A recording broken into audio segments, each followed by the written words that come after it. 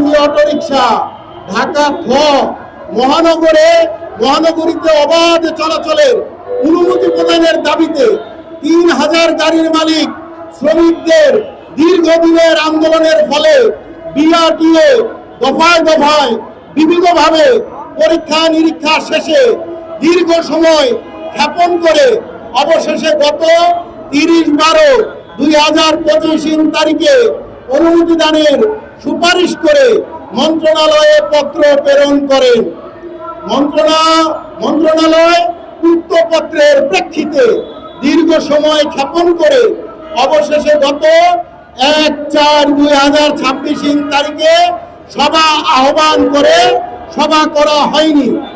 পুনরায় 5/4/2026 সভা আহ্বান করেন, সেই সভাও করা হয়নি। অতঃপর 6/4/2026 সভা অনুষ্ঠিত হইলেও ব্যাপক তদন্ত যাচাই বাছাই সরজমিন প্রদর্শন শেষ করে বিআরটিএ চেয়ারম্যান যে রিপোর্ট প্রদান করেন তাহা আবার পুনরায় তদন্তের সিদ্ধান্ত নেওয়া হয়, যাহা দীর্ঘদিনের ঝুলন্ত বিষয়টি পুনরায় বিড়ম্বনার ফেলানো হইল।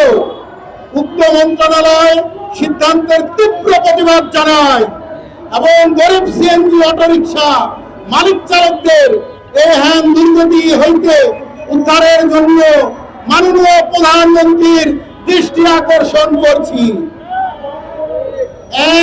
এই মুহূর্তে আমাদের দাবি, নতুন তদন্তের নামে বিআরটিএ পত্র প্রেরণ করে পুনরায় সময় ক্ষেপণ ও বিড়ম্বনা না করে মহানগরীতে ঢাকা সিএনজি অটোরিকশা অবাধে চলাচলের স্বল্প সময়ের মধ্যে অনুমতি প্রদান করতে হবে।